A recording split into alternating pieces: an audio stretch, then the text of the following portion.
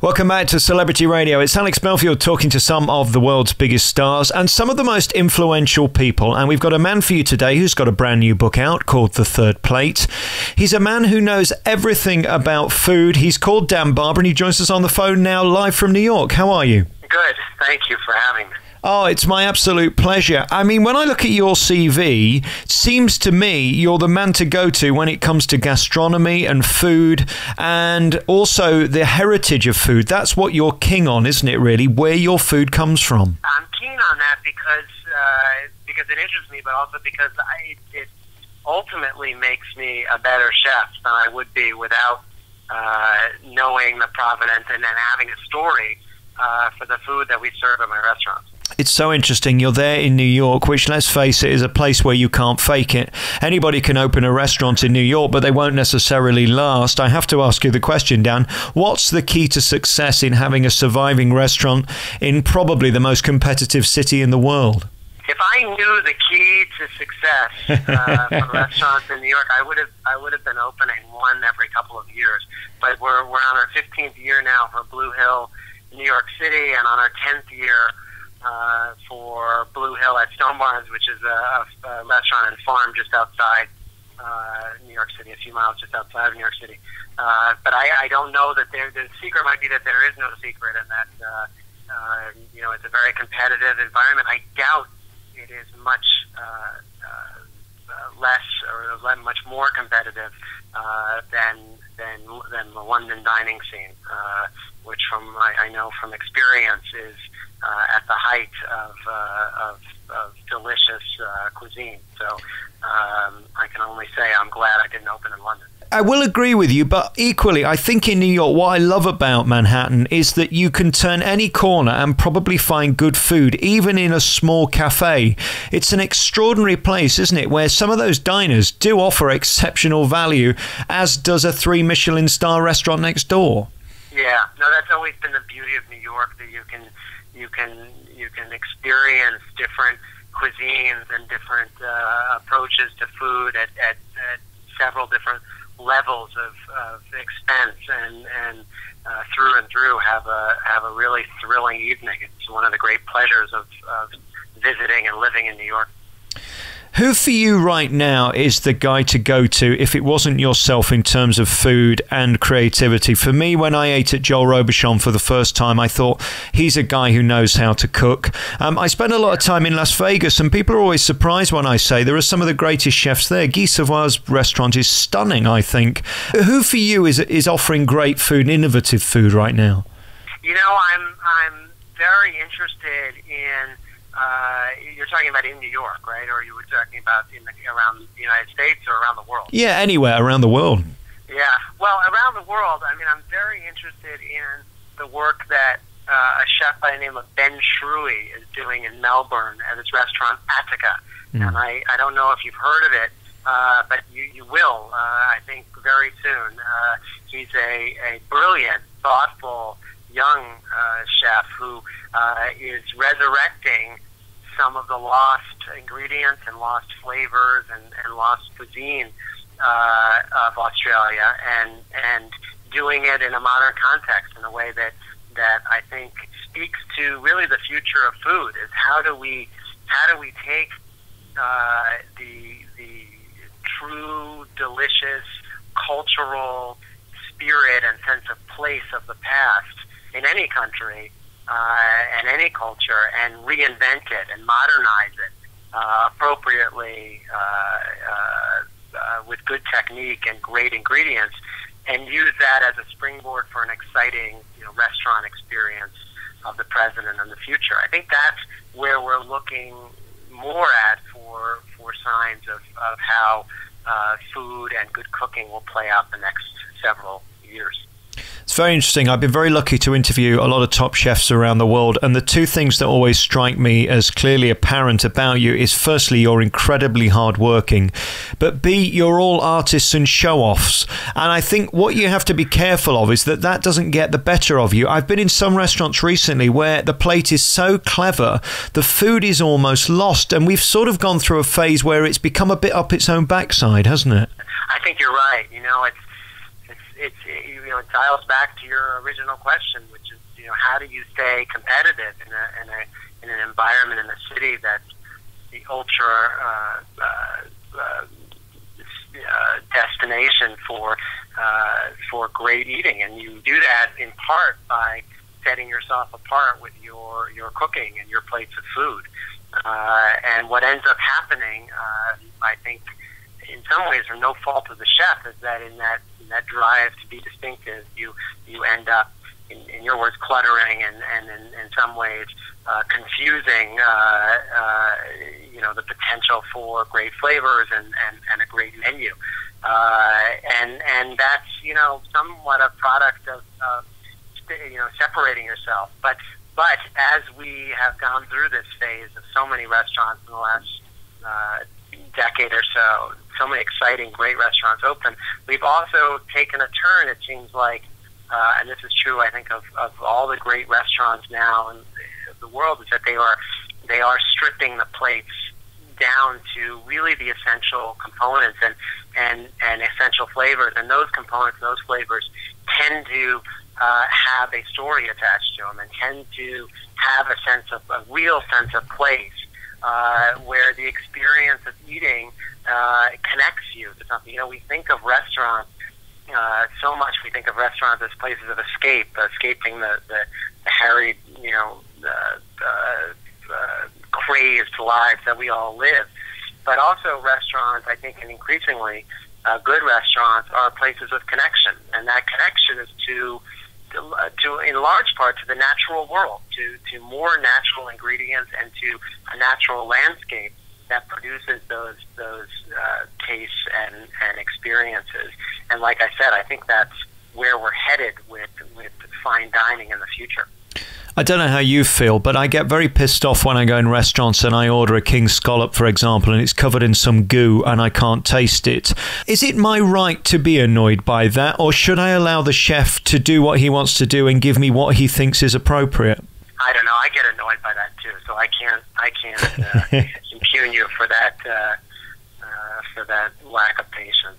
We don't get that many nights out, and so when you have disappointing experiences, I too don't have a lot of patience for it. It's interesting, as the world rotates, dining is still one thing that people will find money for. It amazes me that in the worst economies, people will still go out and treat themselves, because it's the one essential thing we've got to do, which is feed ourselves. But it's the one treat we love, isn't it? And it seems to me a bit like that old saying, nobody ever remembers what you say, but how you make them feel. And the dining experience, I know that saying is a little cliched, but it's so true, isn't it? You can have the most amazing food, but if it's in the wrong environment, or it's too light or too noisy, it can be ruined by other factors. Yeah, that's true. That's why this drive to associate the food with a larger context, an agricultural context, a farming context, a cultural context, historic or otherwise, is so important to chefs, because they know that even on their best nights of cooking, nothing compares to the feeling that you get when you know that the food you're eating is connected to something much larger than just a plate of food. And certainly that's the case with you. If you Google Dan Barber, one of the things you especially see on YouTube is your incredible work that you do with your farms. And you see it as incredibly important, don't you, that you support them as much as they support you. I think in Britain now we've got this huge debate about milk. Farmers are actually losing money selling milk now to supermarkets. They're going out of business. And that can't be right, because we need them and they need us, and they should be rewarded for it. You don't allow that to happen in your restaurants, do you? We don't allow it to happen, and the reason for that is because I'm protecting the future of great flavor. I mean, while I feel a sense of obligation to good small farmers, dairy farmers alike, I in fact, Blue Hill is a dairy farm that my grandmother started and that we still run, and so we get a lot of our dairy in both restaurants from our small farm in the Berkshires in western Massachusetts.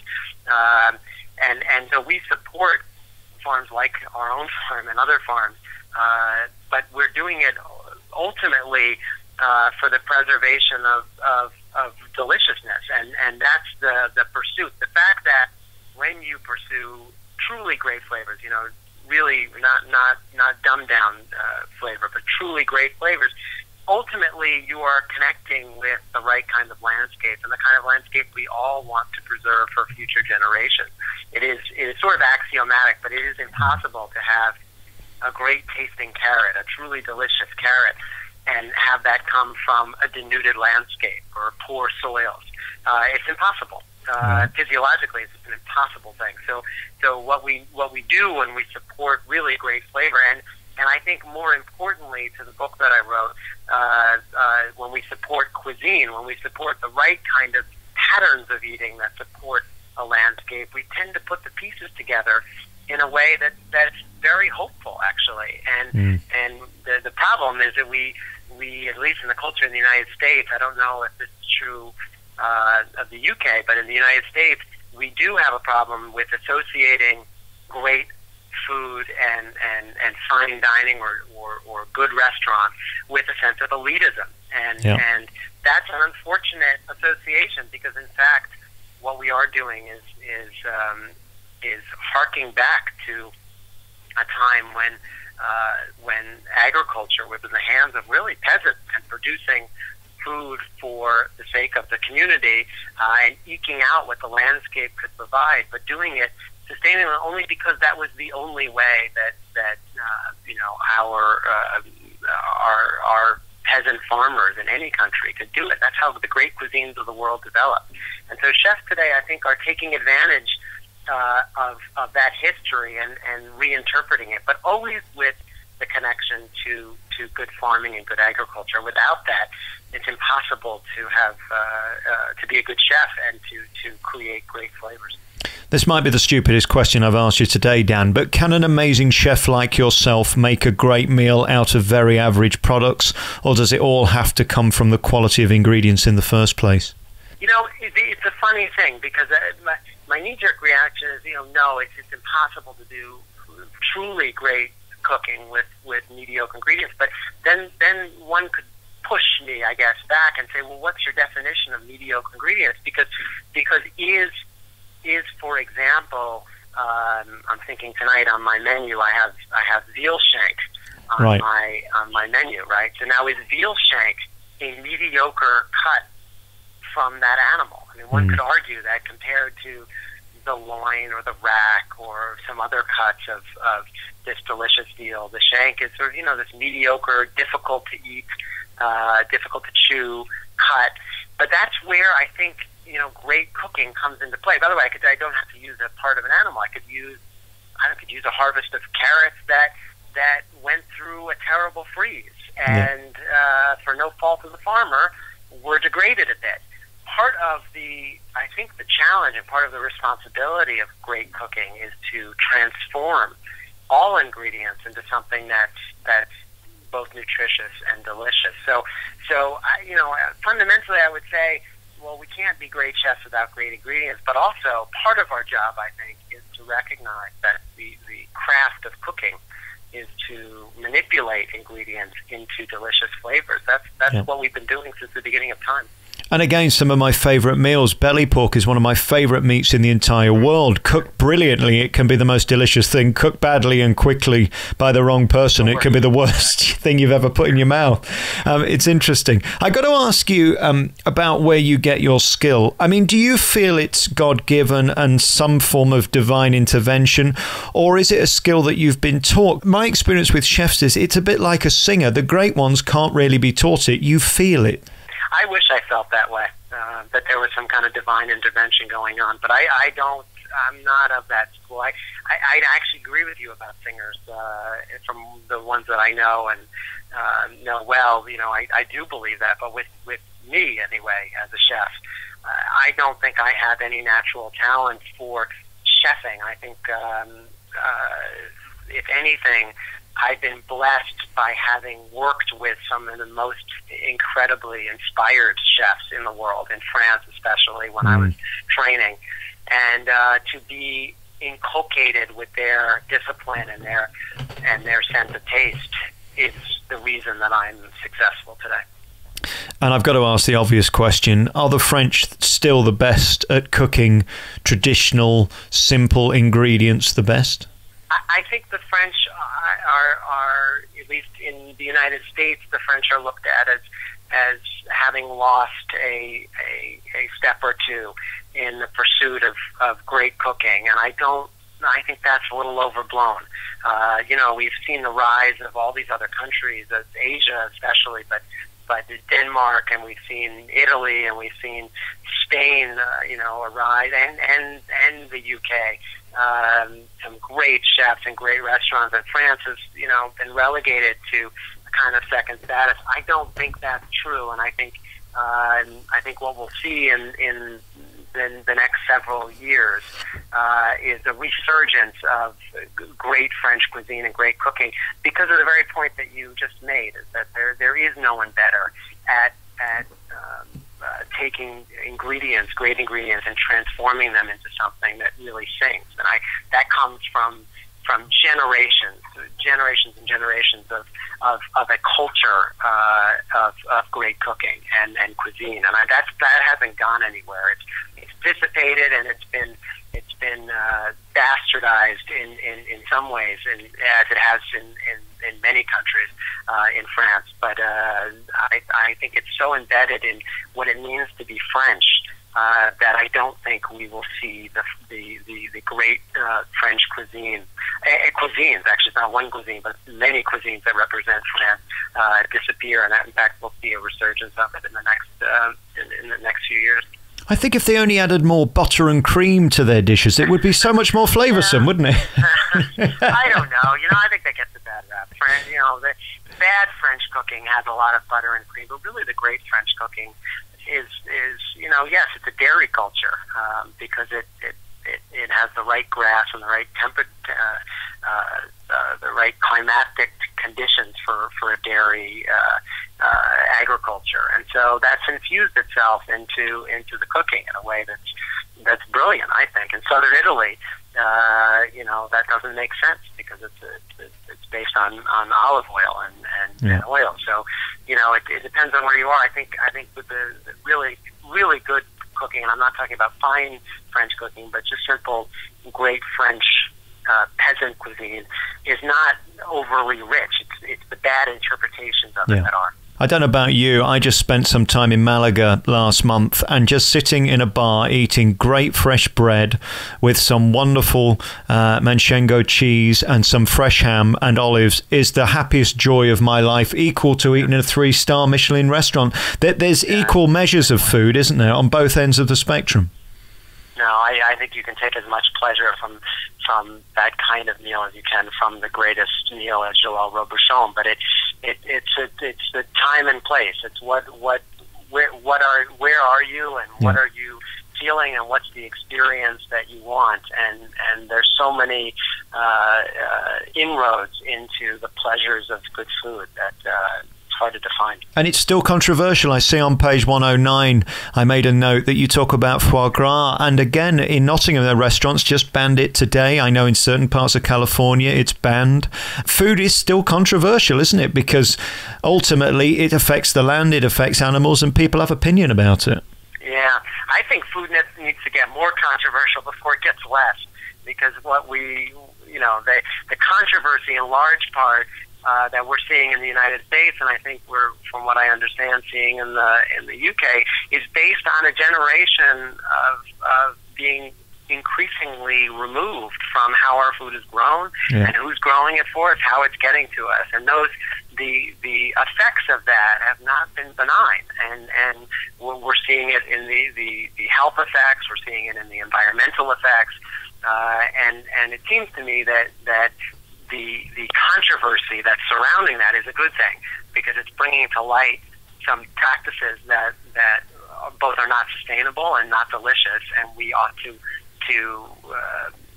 grab hold of the nuts and bolts of farming. How are we going to produce sustenance and pleasure for future generations? And that's not something to be taken lightly. And so we need to get controversial and get the word out and connect people more with where their food's coming from. It's amazing to me. In 1998, I did a breakfast show in Kenya, and I didn't see many clinically or morbidly obese people there. And I come back to England today, and I just see fatties walking around everywhere. And I wonder how people don't get, even post-Atkins, that sugar is a killer and will make you fat. 11 teaspoons of sugar in your can of Coke is extraordinary, yet people will still put it inside them. It's amazing to me. Yeah, it is to me too. But that's the upshot of an agriculture system in Europe and in America that favors cheap commodity products, and sugar is one of them. Corn syrup is sugar; it's another one. White flour and wheat is essentially a sugar, and that's another one. Yeah. So what we're talking about is the product actually of agriculture. Of agriculture in these countries that's supported with tax dollars, and that's the result of being disconnected from how our food is grown. I found your book utterly riveting. It is fascinating. It is the size of a Bible, and it is the food Bible. It's called The Third Plate by Dan Barber. It's out now. Dan, it's been a real pleasure talking to you. Blue Hill is his restaurant. Dan Barber is your man, and the new book is called The Third Plate. Thank you for your time. Thank you.